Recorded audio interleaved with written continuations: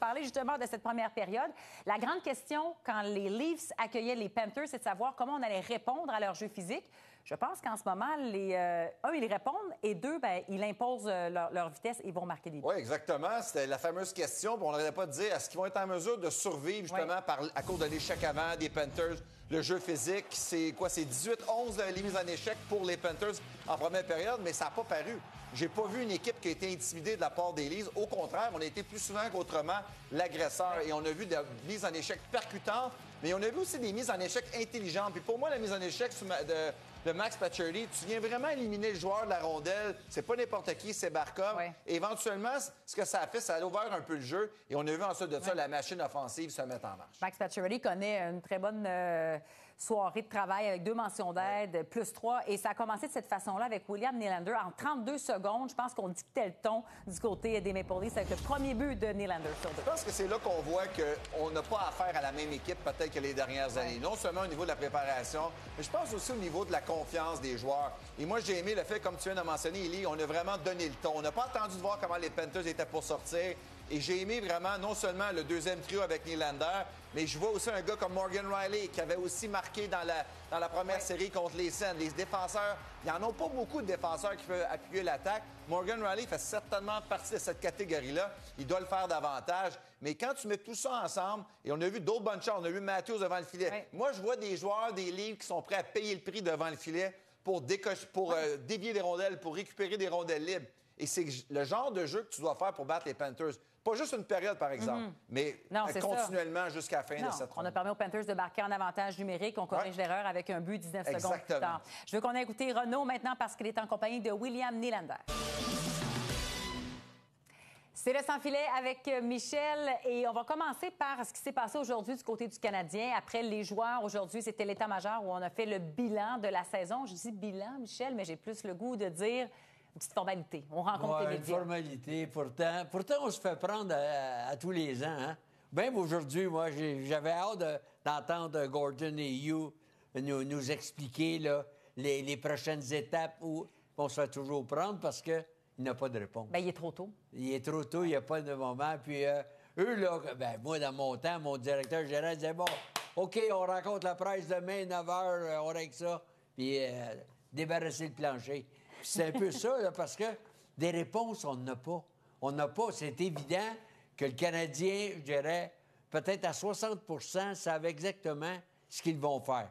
Tu sais, aujourd'hui, on a parlé de Laine, on a parlé de Dak, on a parlé de Vorak. Vorak, tous les joueurs qui seront autonomes. Exactement, sans compensation. On a parlé du futur contrat de Hudson. Hudson, ben oui. Puis c'est normal, c'est normal. Tu sais, c'est presque un au revoir jusqu'au repêchage. Au repêchage, là, ça va être un autre discours. Mais, tu sais, le Canadien a fait les séries éliminatoires. Je peux pas croire que, vu qu'on est entré, on est une équipe participant aux séries éliminatoires. Et en plus de ça, le Canadien a bien fait contre Washington. Absolument. Tu sais, on aurait pu sortir vainqueur de Washington.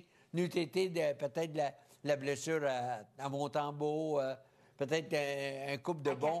Alexandre Carrier, un couple de bons chanceux.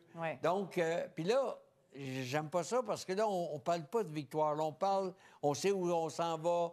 Le processus continue. J'ai hâte de voir, là, où ça va nous mener. Oui, qui va rester? Quel joueur on va signer? Est-ce qu'on veut en signer certains vétérans?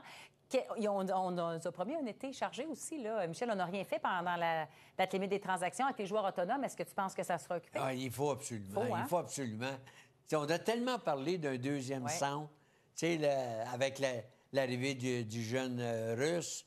Là, on a besoin d'un centre absolument. C'est clair. Si Laine revient, ça semble être l'idée de Hudson et de Hughes, que l'aîné, finalement, va être de retour. Moi, c'était pas nécessairement ce que je pensais, mais c'est pas grave. Donc, éventuellement, on va y avoir les réponses. Pour ceux qui attendaient le coup de circuit aujourd'hui, bien, il n'y en a pas. Peut-être un peu plus loin, au repêchage, les agents libres. Mais il y a une chose que j'ai entendue, par contre, ça me fait plaisir, c'est Pascal Vincent, l'entraîneur du Rocket de Laval. 8 entraîneurs de la Ligue nationale qui n'ont pas d'entraîneur. Moi, je vois Pascal... 8 équipes, 8 équipes. Je vois Pascal revenir. Il est l'entraîneur de l'année dans la Absolument. AHL. Pourquoi Absolument. pas? Il est rendu Ah oui. là, Michel, tu l'as dit. Merci. Merci.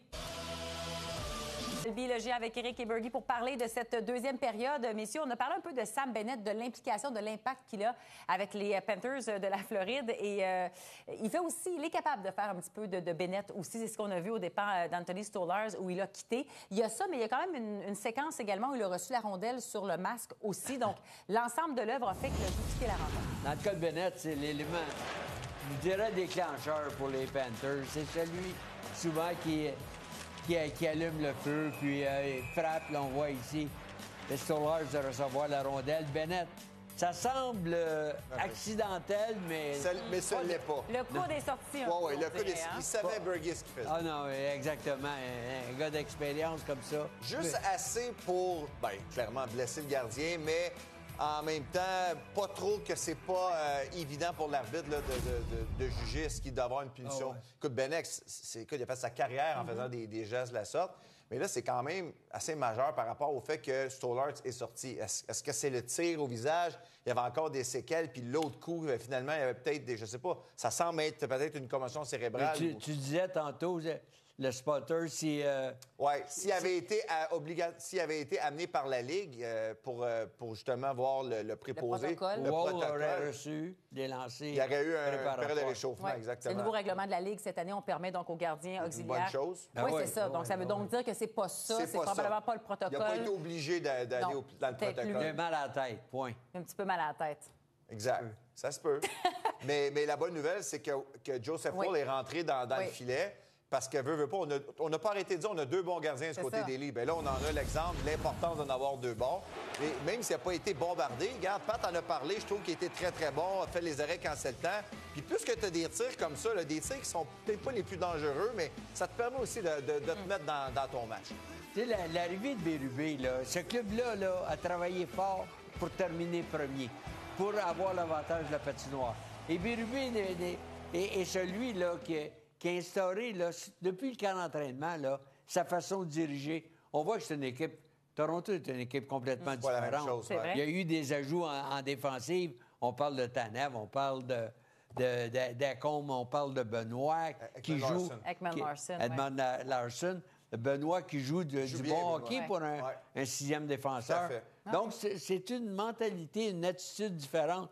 Et tantôt, nos amis ont parlé de Pacioretty, là. Ça fait longtemps que je n'ai pas vu Pacioretty je me jouer souviens pas de l'avoir vu sa comme ça. Je l'ai façon. jamais Ouais. vu, moi. C'est Comme incroyable. ça. Il est aussi physique que Ouais. ça, je veux Ouais, dire. physique, oui. Pas offensif, oui, mais physique, impliqué Physique comme ça, oui. Et Michel, tu parlais de la défensive. Je veux qu'on ait retrouvé Renaud justement accompagné de Oliver Ekman Larsson.